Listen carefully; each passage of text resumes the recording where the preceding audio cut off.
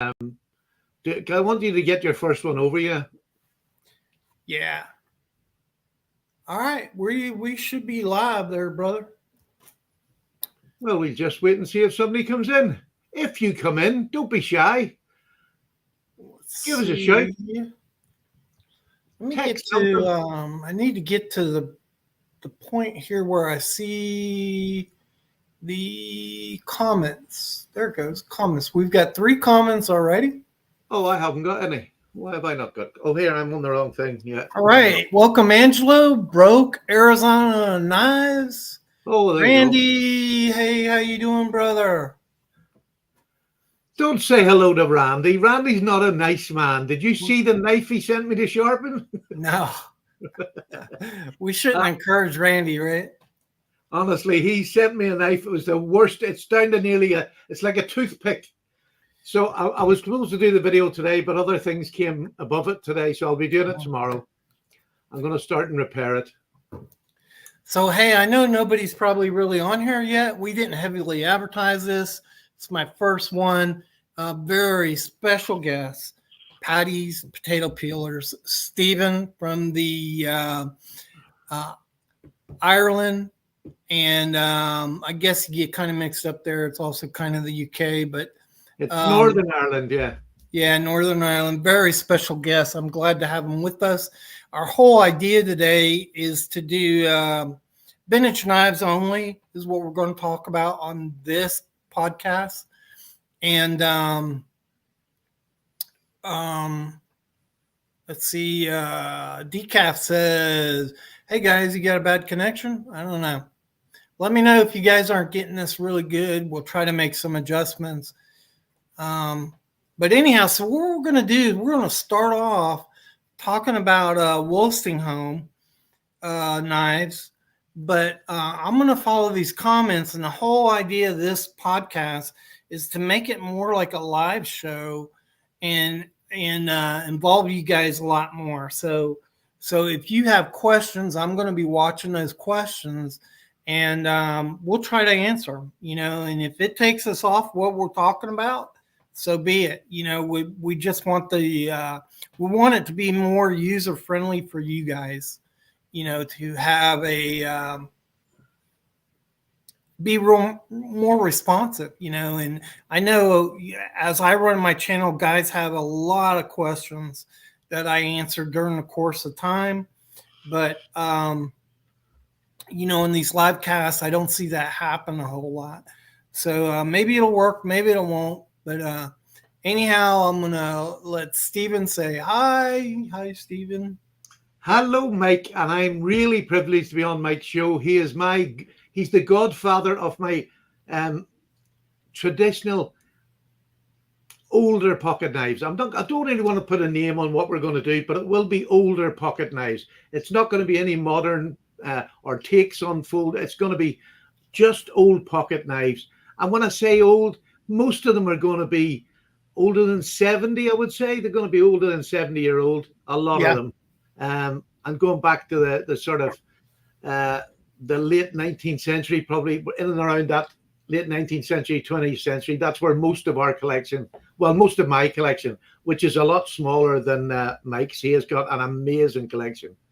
But I think the way he said it was, we'll sort of throw a topic out each week, but that's just so that we can do a little bit of background work, so that when it goes quiet in the talk box, we can just have something to keep the flow of it going. So it'll just be a very fluid. If you come up with a question that you need answered, we'll just break off, and probably Mike will do all the answering, and I'll just be here like good looks. So yeah, it's a real joy to be here, and I'm excited that this is the start of a new thing for us. So you guys all know what's happening here, right? So I don't need Stephen to be here, but he's the eye candy, right? He's the hook. He's the guy who's going to bring you in and hook you. And that's why we have Stephen here to be the eye candy. Hi, Scene, how you doing? I'm glad to see you on there. And so let's if you guys don't know who George Wostenholm is, I'd say he's one of the most pivotal figures in spring knife, vintage knife, slip joint knives history, and also fixed blade history. So if you're out there and you like fixed blades, he was probably the number one manufacturer of fixed blades in America that were imported in America. Yeah. So Randy wants you to take your shirt off. Do it. No. Do it. That's it, pass. Let's see that massive body. Come on. There you go. Look at that. Yay. Oh, man, stop. It's killing us. It's killing us. But again, the other thing that we came up with Wostenholm was that he was prolific on both sides of the shuck. So he was, started in England, then went over to America, spent a lot of time traveling back and forward on ships that took an age to get there. And it was very uncomfortable, not a pleasant journey. But I think you were saying tonight, he made about 27 journeys back and forward during his knife making, life. And that's a lot of trips there back then. That's absolutely true. And he went on a world tour in Europe, a European tour, when he was 65, married some young filly. So, I mean, this guy was a stud, right? He had it going on. But in America, unfortunately, he had pinned all his hopes on America.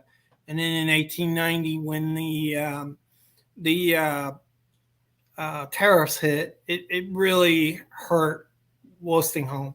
At that point in time, he was gone. He died, I think, in 1876. Yeah. But he developed a limited partnership, so his company was hurt by that a lot. Well, I mean, I just like the add on that. This is when America became our Chinese brand. Yeah, because they single-handedly, when the tariff comes in, nearly destroyed the UK. Now, it's not their fault. It's just the way business goes. And why would you pay more when you can do it yourself? That's commerce. And it all depends who you're talking about, because some companies, like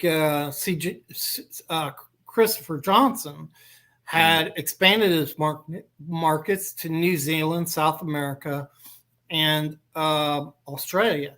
So it hurt him, but he wasn't decapitated by that tariff. Whereas Wostenholm had not really explored other markets. Certainly he sold knives all around the world, but they just weren't heavily invested in other markets.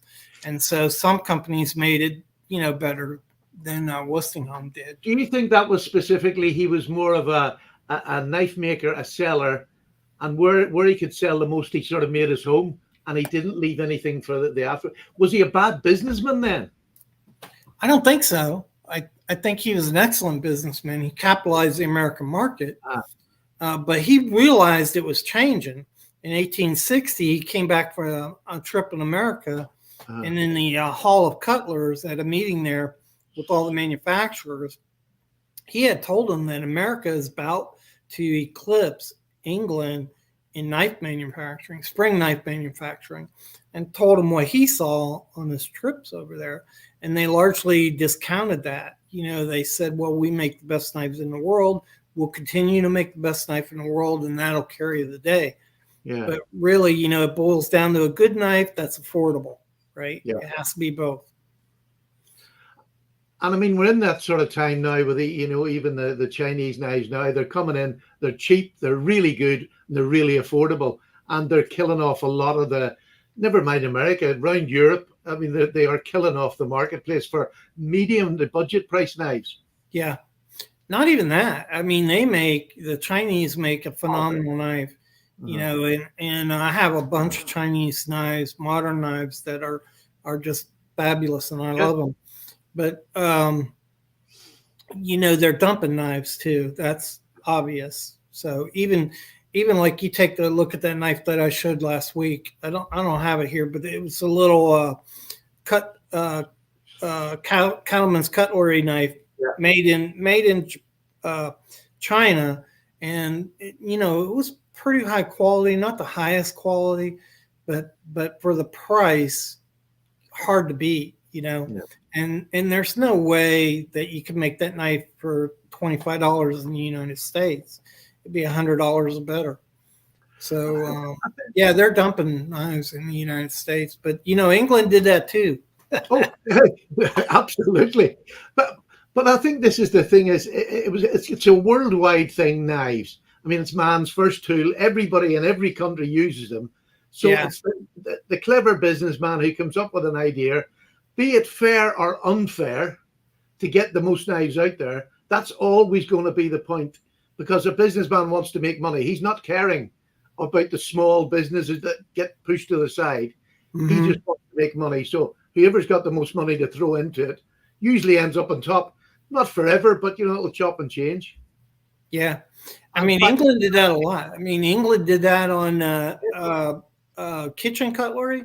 They did it on Bowie knives. They did it on spring knives, and they had 70% dominance in the 1800s. 70% of the knives in the United States were English, and today it's Chinese. So And you look at the one of the most famous knives that all knife lovers and sort of people in my generation, going back to the old cowboy and Indian films, the Bowie. Do you know what I mean?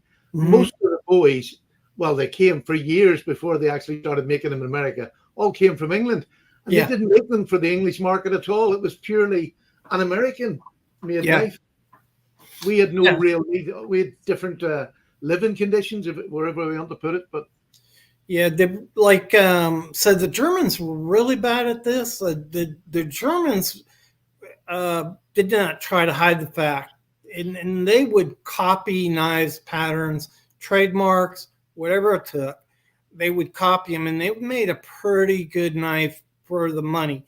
So they often made knives at under the cost that the English could make, and under the cost that the Americans could make. But it wasn't the same quality, so they weren't as good quality in the 1800s as American or English knives. But they were pretty good. So the English though were experts at copying. So the original Bowie knives were American, right?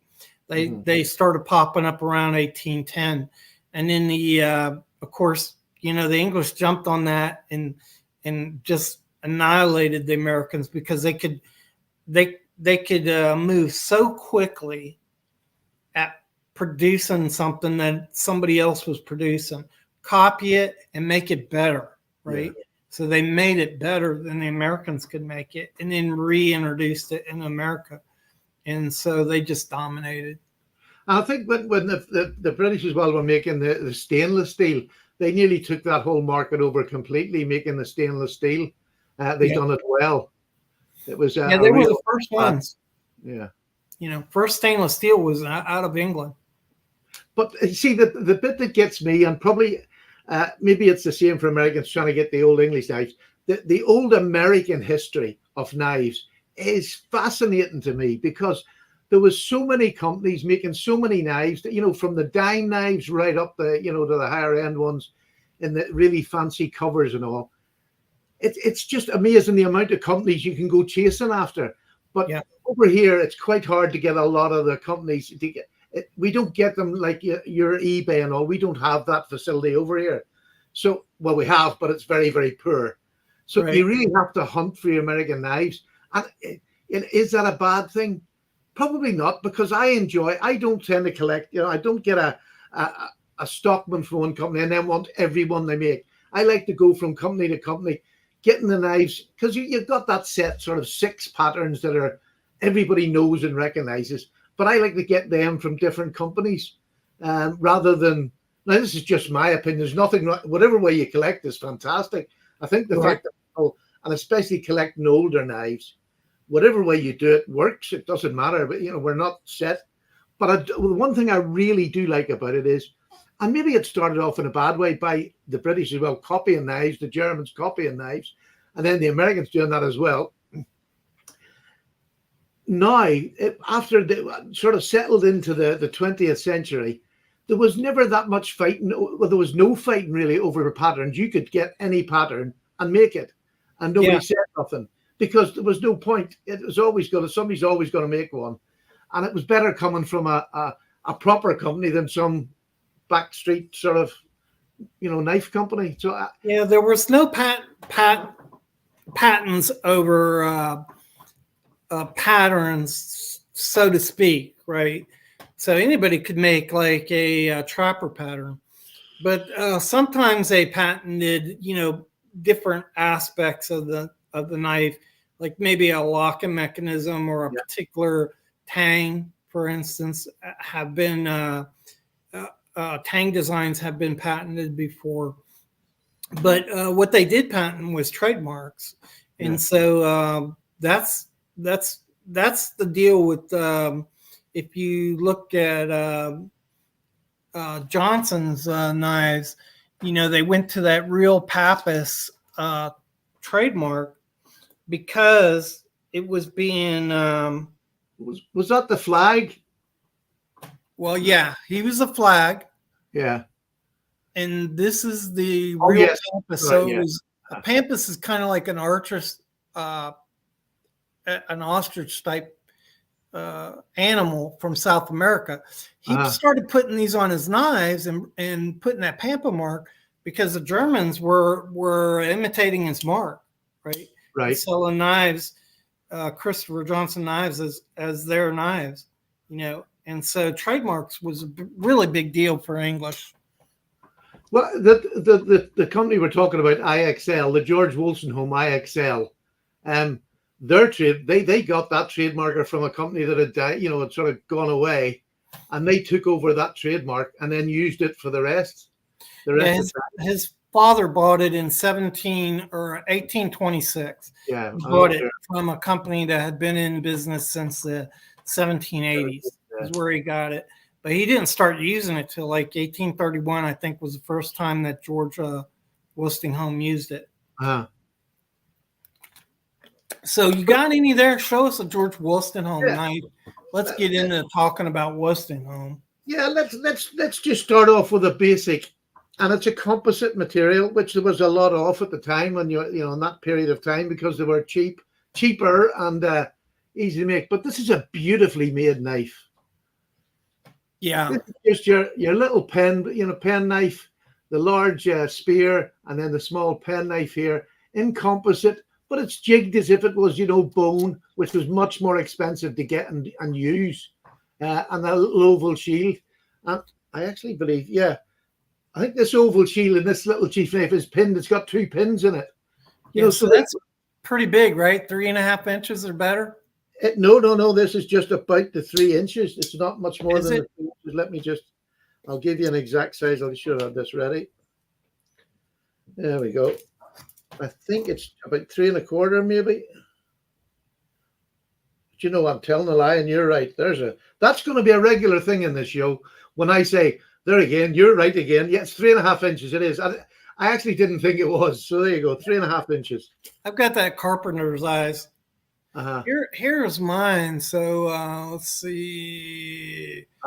This is about 3.5 inches. It's a little different than your serpentine, 2-bladed, very thin, just a remarkable knife. I think these things date to the 1950s and 60s. Yeah. And I think. But yours was a high-end version of this. Because you have a nice shield, you have the long pull in it rather than just a nail nick and not really the shield. If you look at the construction on yours, and I think they're very similar. And the shield, it doesn't really designate high end or not because it has a federal shield and yours has an oval shield. What would make the difference is what it's made out of and how it's manufactured, what do the pins look like. But I find that period from 1950 to 1960, like 5, Wostenholm, I think, made their best knives they ever made. Even this sort of inexpensive one is a fantastic knife. Look at the state of it now. It's still, I have this sharpened. There's an absolute screaming edge in this wee knife, and I use it as a secondary carry regularly. And here's a little secret for those of you who do pocket dumps on Instagram. This is a bit of an admission, or not an admission, an admission. Most of the times I'll put two knives up. The main one is normally my carry for the day, no matter what. But the secondary one, I'll put up maybe a fancy knife, but I'll be carrying something like this because I love carrying my old knives. Do you know what I mean? So I'll do that quite often. I'll have a nice fancy one, and then I'm going to have something like this in my pocket because the joy of carrying this to me is lovely. So, like on knives like that, on vintage collectible knives, I do carry them sometimes, but I'm not using them. So it's like to the movies or church or something like that because they are so collectible and hard to get a hold of. And one thing that I don't think a lot of people realize is this knife right here, beautiful knife, Wostenholm, probably in the 60s, natural bone. It is a split back there. Yeah, it's it's a split back whittler, right? And so a knife like this, I don't want to go out and destroy. And one thing people need to realize about collectible knives is when you open this up, like you opened yours up and shut it, right? And it sounded really good. So when you shut this, listen to the walk and talk on it. You hear that? Yeah. So it's loud and strong. But the thing you got to realize is this metal is 70 years old. This spring has been doing that for 70 years. And metal gets a thing called metal fatigue. That's what happened recently in that airline on that door. Yeah. It was metal fatigue. And so the door failed and sucked out of the plane. So planes get that all the time, metal fatigue, and knives do too. And so, yeah, it's okay, I think, to carry these and use them, but I think you got to really choose your battle, right? Because you always run the risk that back spring's going to break or a blade, just simply from the age of the metal, right? It gets stressed, you get metal fatigue in it. I hear what you're saying, and it's funny. My older knives, I tend to not have any problems using them. I love using them, and I can understand what you're saying about they could break. To me, I haven't paid a fortune for them. They might be hard to replace some of the ones that I've got, and that as a collector, that would be hard. Like this one is a beautiful knife. Look at that. This is the office knife. Yeah, I have one of them. Yeah, the George Wostenholm. I don't tend to use this a lot, because it's just this is one that I really love. Yeah, it's one of the biggest office knives there are. Yeah. This George Wostenholm, but look at how both blades have an easy opening notch in them. Do you see that over yours? Yeah, just a little bit of detail. Thing about these easy opening notches, if you look at it, let's see. You can hardly see it there.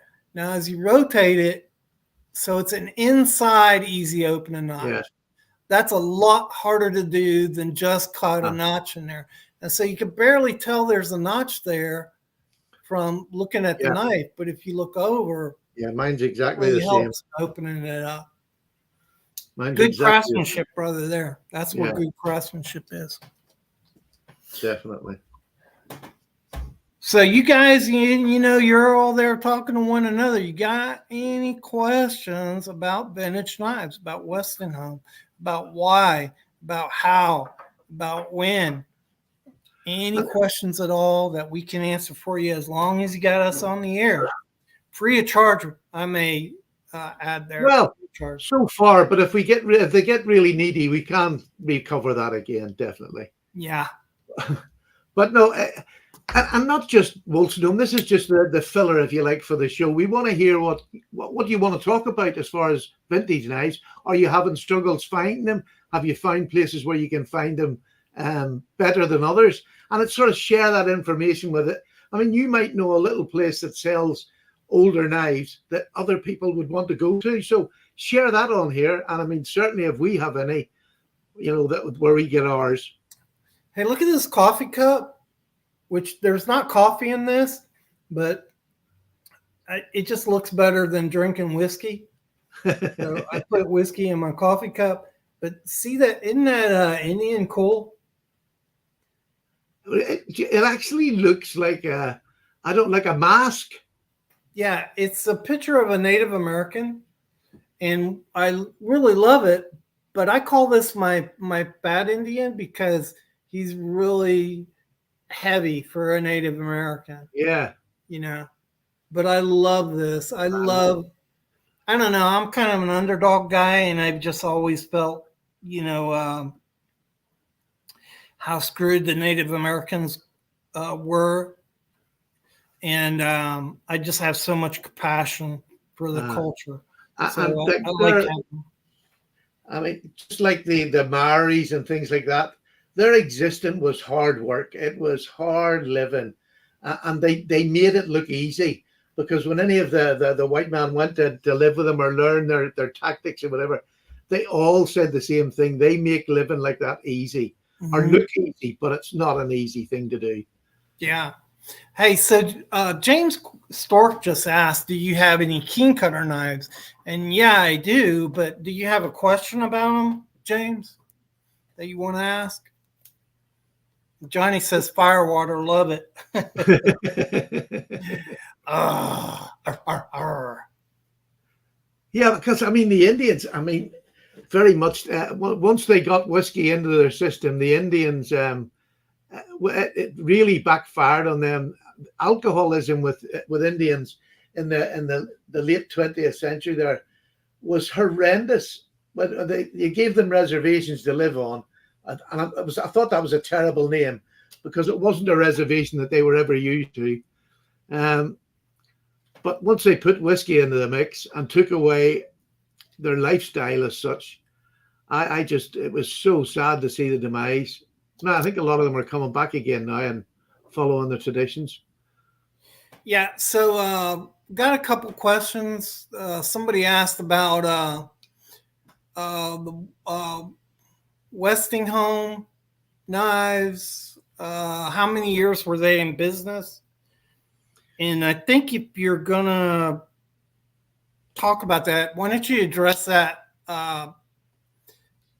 Stephen? I think from George, from the The, third the, George.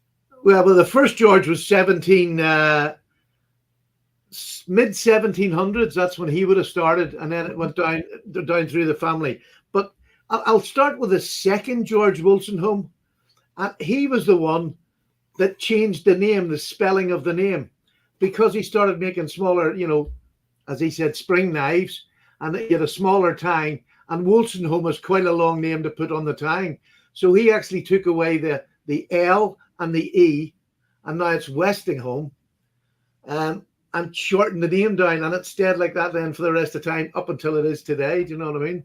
And I thought that was really interesting. Yeah, and I don't know how to feel about that. So, like, I collect uh,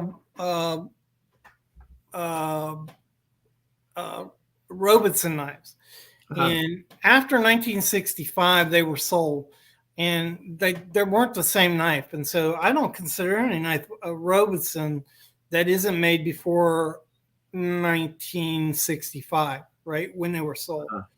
But you look at today, we're buying Remington knives, we're buying Schrade knives, all of which have been sold, Camillus knives, which have been sold, Wostenholm knives, which were sold a long time ago, long time ago.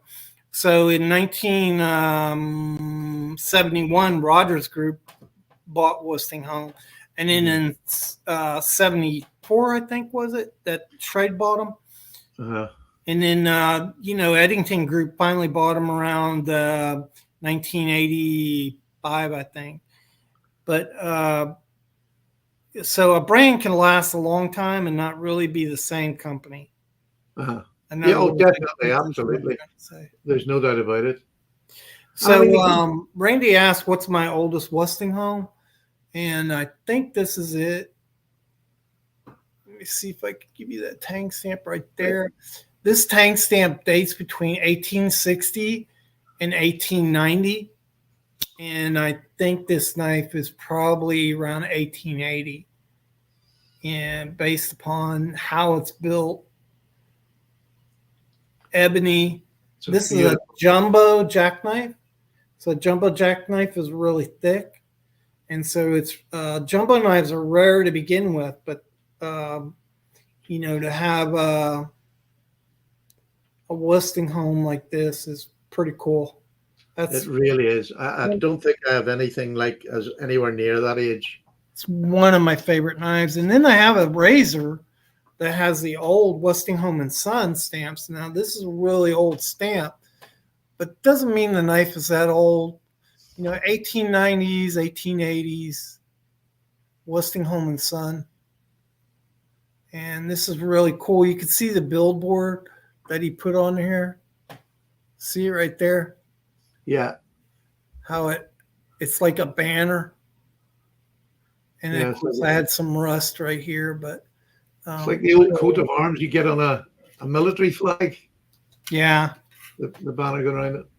And there's one of my little favorite ones that I've just got, and it's a little mother of pearl. Oh, that's beautiful. It came in its original box. It's in fantastic nick. But it is just stunning. You never get to see mother of pearl properly in my captive lighting system. Okay, old fart. Not you, Stephen. That's a viewer asked if I showed that Wostenholm Schrade Wostenholm. So actually, I didn't pull that out. But what I do have is this Schrade Wostenholm NKC knife that is in green bone. Right there, you can see the green bone. Pretty cool.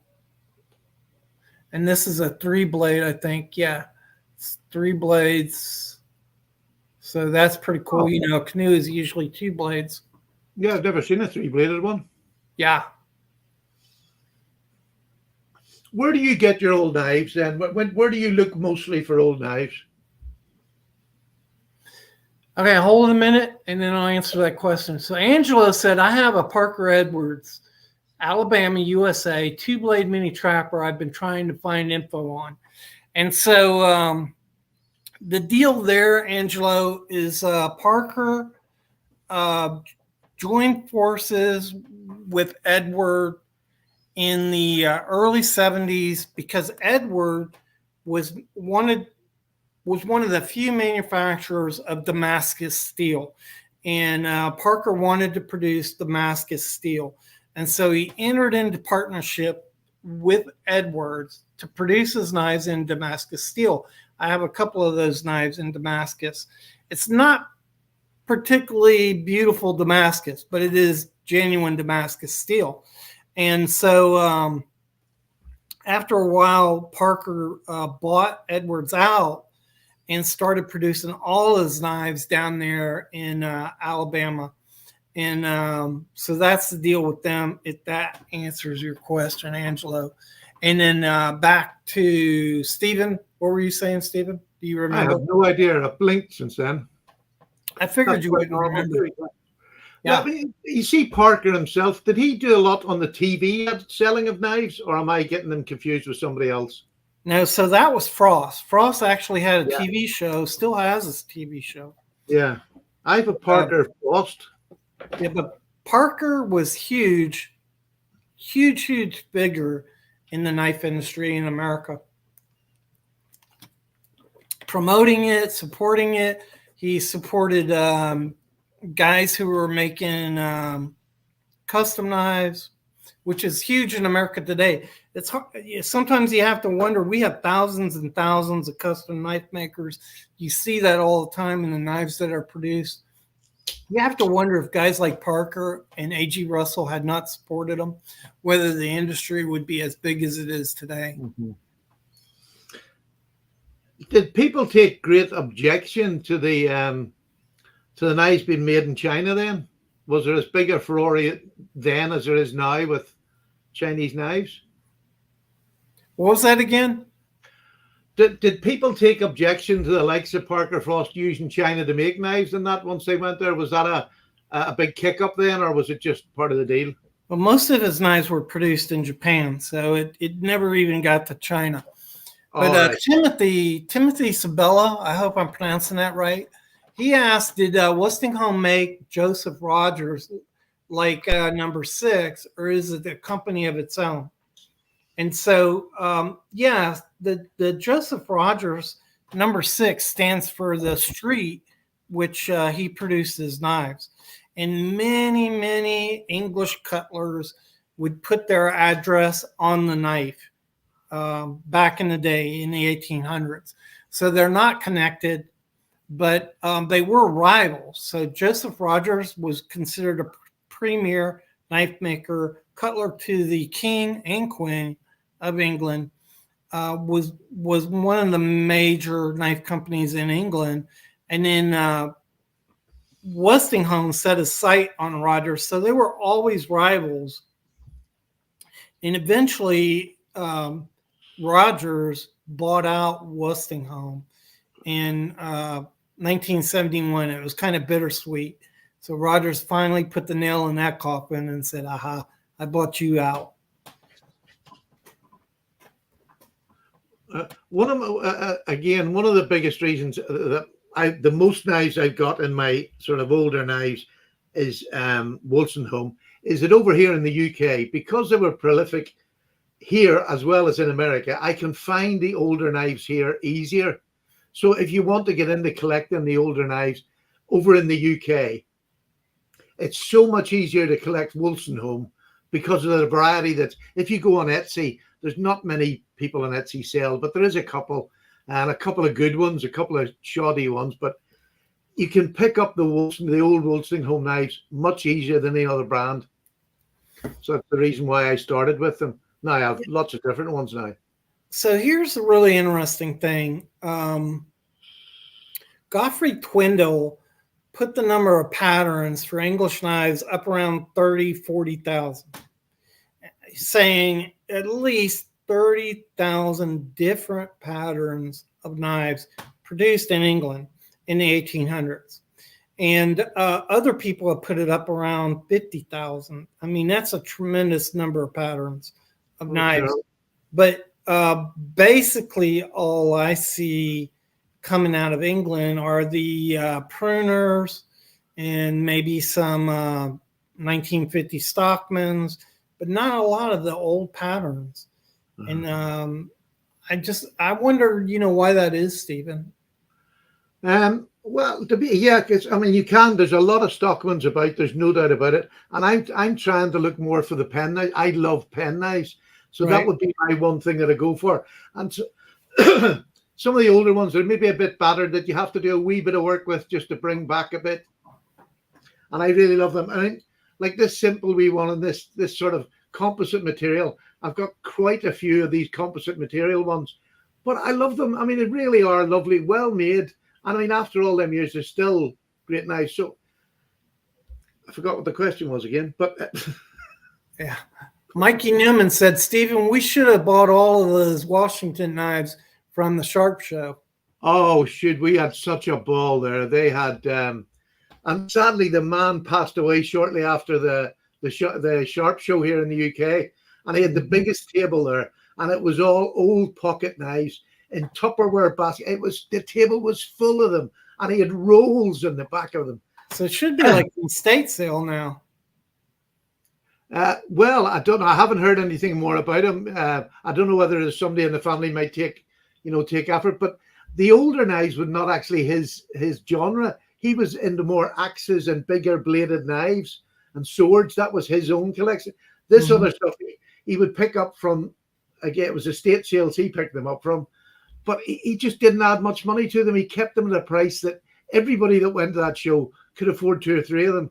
Do you know what I mean? He just kept the prices down, and he, over his time of doing it, he must have brought so many people into the hobby by just being a nice man who didn't overcharge. And sadly, that doesn't happen very often. Yeah. God rest him, he's away now. So I'm really interested. He had the most people at his table over any table. Out of the 60 tables, he was the most popular. And it was lovely hooking through the old bins of knives that were, some of them were, you couldn't repair them unless you were a proper cutler. I like a lot of times at estate sales or antique shops, anything along that genre, the knives are overpriced. I really like getting them from individuals. And this little knife here, this is genuine ivory. You see the diamond checkering on this? Beautiful.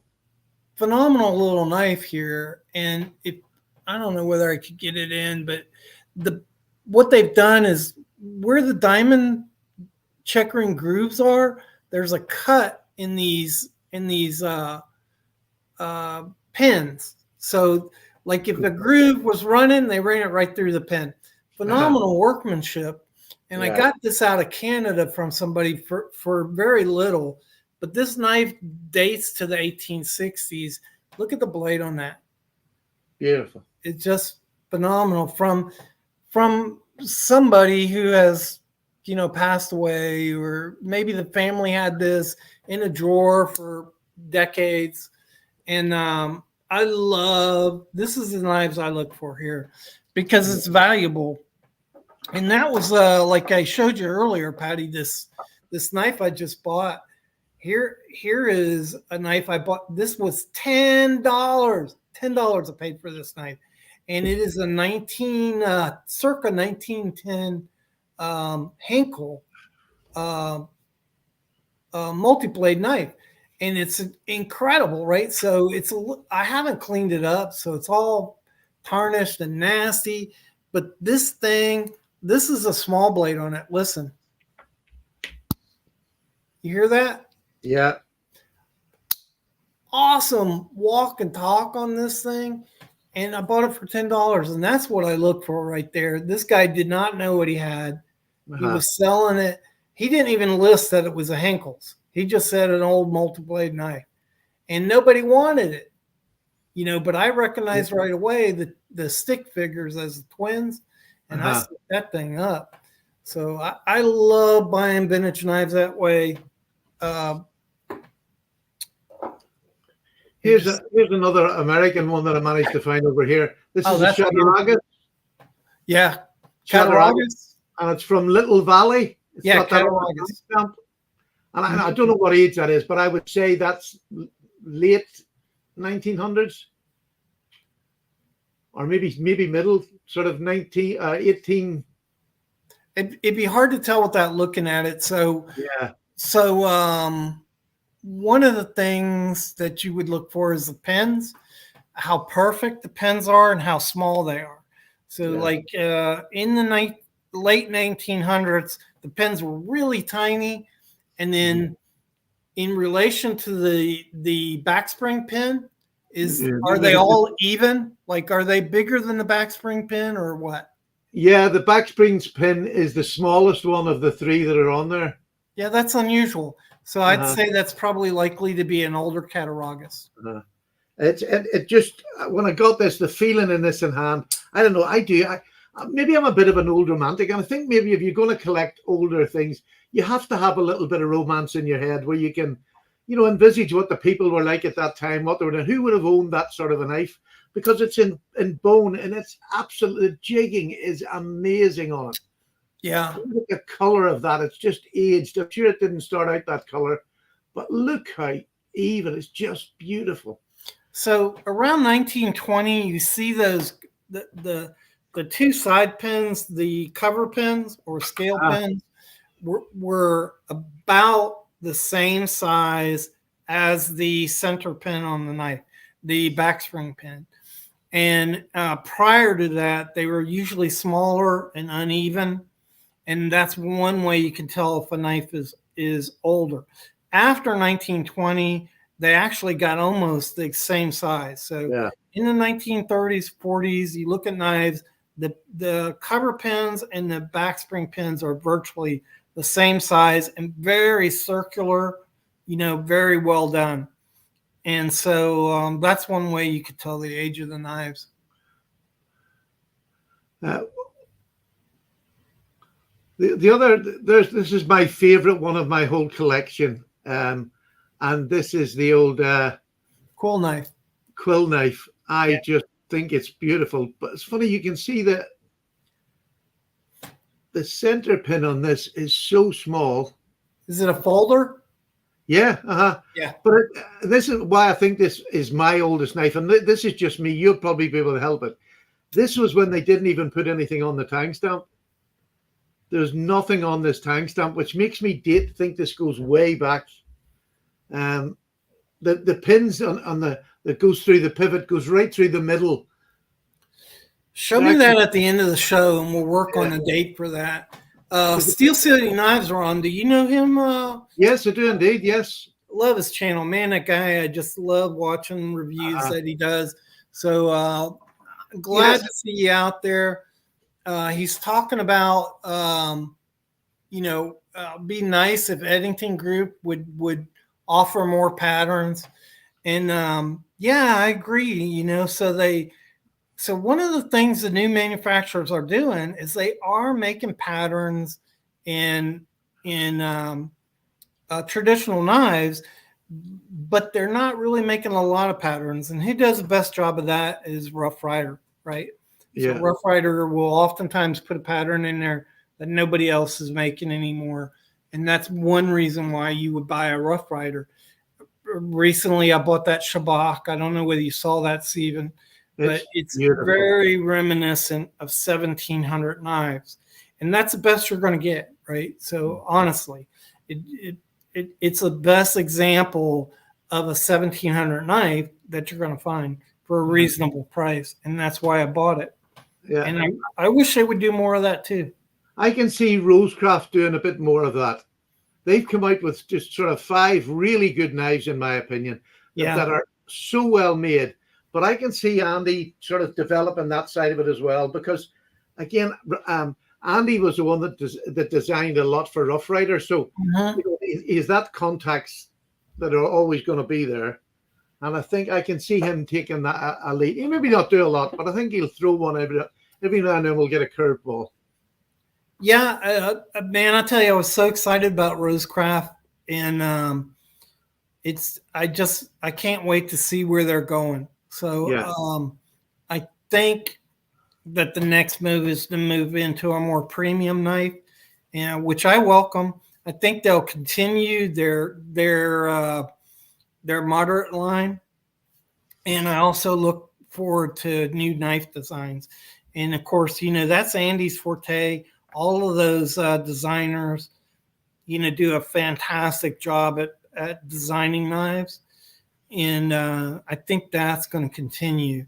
But also, they may move into Challenge GEC. So that would be interesting if that happens. Mm-hmm. There's one of myself. I don't think there's a clear path whether when the old boy goes, is the son going to take over or not? I don't know whether that's been sorted out yet. I don't think so. I don't know. It would be awful sad because, as they were only formed not that long ago, 26. Yeah. It would be so sad to see it go. So sad. Yeah, it would be, but there's a lot of people in the wings. There's a lot of people making custom slip joint knives that are just absolutely fantastic. And then you get the Chinese who are making some just remarkable traditional folders. Yeah. Now look at Kershaw. So Kershaw's foray into these slip joints was just fantastic. All of them are absolutely amazing. The Brandywine is just amazing little slip joint knife in the $40 range.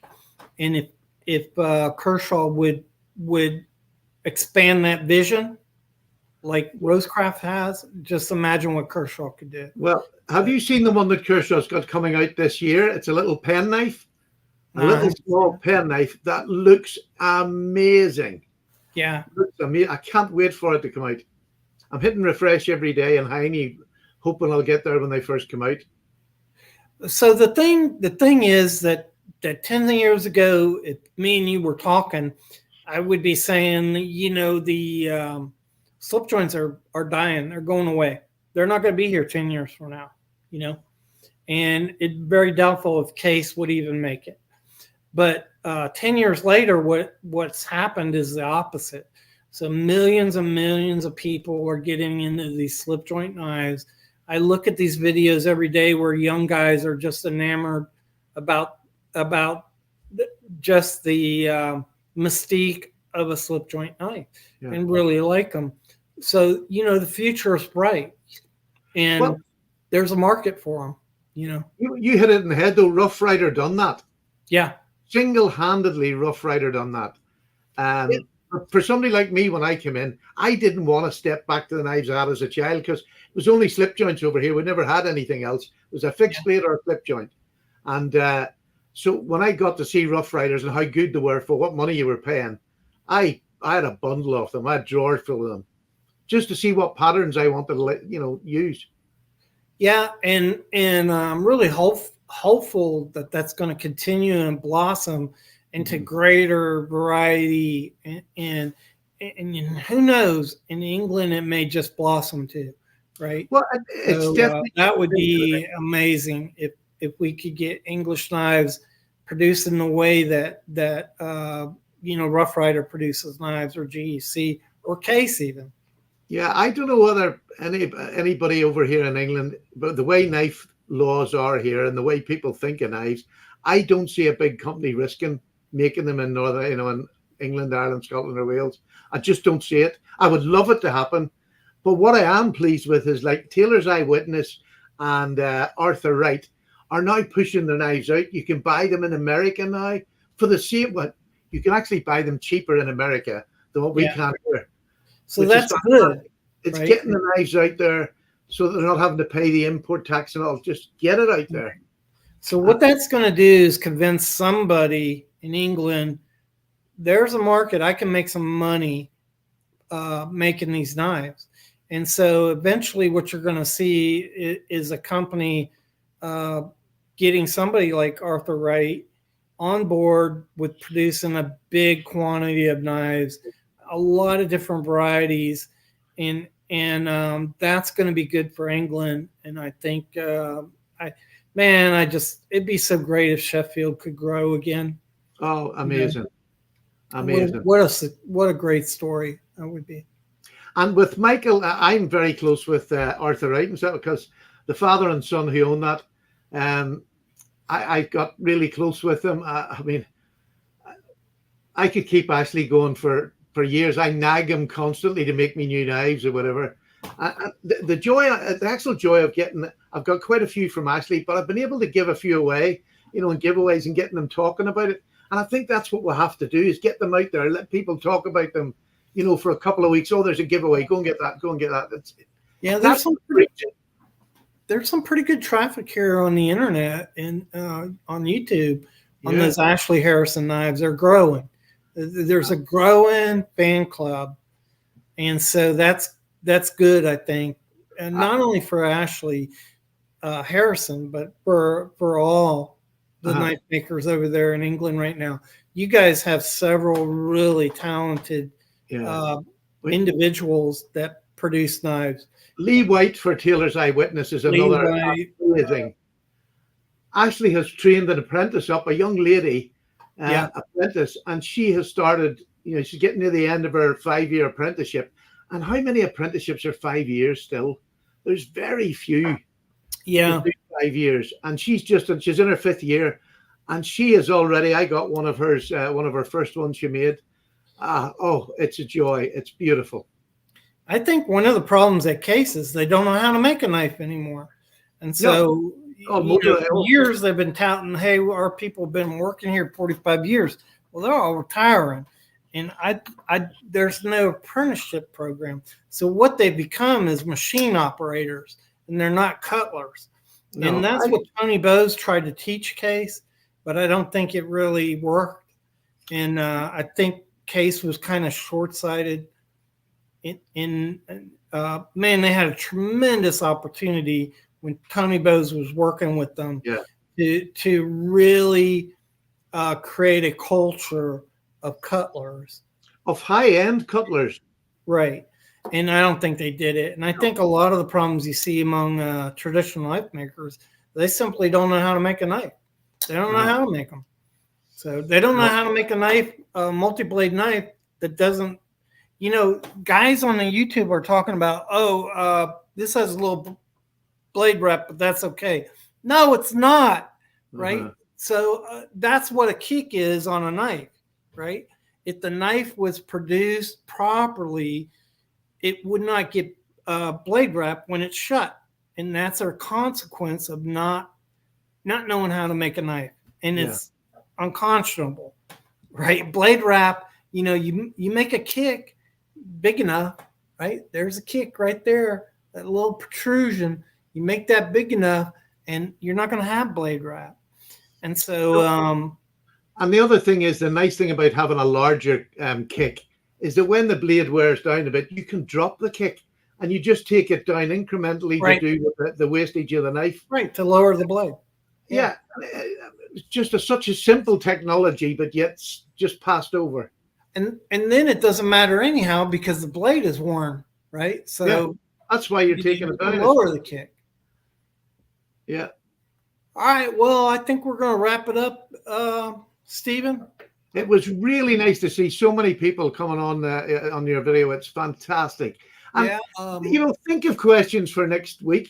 Think of questions you want to ask, or a particular company, because we can usually pull something out between us. Definitely Mike can. I can help a wee bit maybe, but just ask questions about any company you want to see, or you'd said about if somebody wanted to know the age of the knife, to send you in I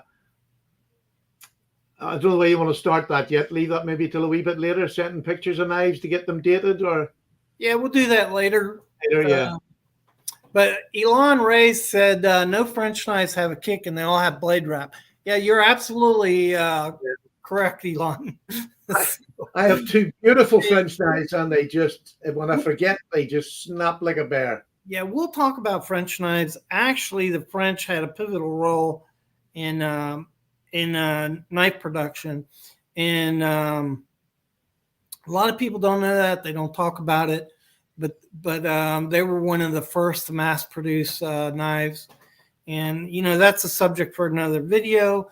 I want to thank you, Stephen, for joining me, because you're pretty and it just makes the show better. Okay. And then also all of y'all for joining in. I'm blown away. I've tried to mention y'all. Slip Joint Sawyer's on there just as we're getting ready to get off. Mikey Newman, a lot of Big E Knives, a lot of people on there. We appreciate you all. Yeah. It's really lovely to see the boys from the UK there as well, over the support. It really is. Keep the support up. This is a new venture for Mike, and I just think it's once we get people talking, because you're very shy in the talk box for a week or two, but once we get you talking and asking questions, hopefully the excitement then will come of traditional knives that have passed their sell-by date, but are still very beautiful to collect. And there's no stupid questions, right? No. So both Stephen and I joined the knife community at different times, and I'm certainly not an expert. I don't think of myself as an expert. I do a lot of research, and so the things that I say are pretty accurate, but I don't know it all, and I'm humbled every day by you guys, the viewers on my channel, who send me stuff and say, hey, did you know this? No, I didn't know it, but that's how we all learn, and that's why I'd like to get you guys to ask more questions, and so that we can educate everybody. And also, there's a lot of you guys who know more about a particular subject than either one of me, myself, or Stephen. And so I'd like to pull that out too, right? So that we can all learn. Yeah. That's what it's all about. Yeah, it's time to go. They're starting to get cheeky now with my self-portrait behind me. Yeah. They're starting to pick on you. All right. So thanks again. We're going to let you go, guys. And I'm going to end the stream. Thanks again, Stephen. It's been an absolute pleasure. And thank you to the boys in the talk box. By gosh, that was a great turnout for a first. And we didn't advertise this a lot. So thank you. Pass the word on. If you enjoyed this video, when it goes up, hit the share button. Let your friends see that it was on. Let them see it. I mean, that's the only way. It's like old knives, passing that knowledge on. You have to hit the share button. You have to share what you've got with other people to get interest.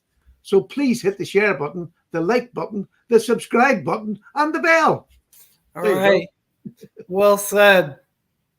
All right. We'll talk to you all later. Bye. Take care, mate. Thanks very much.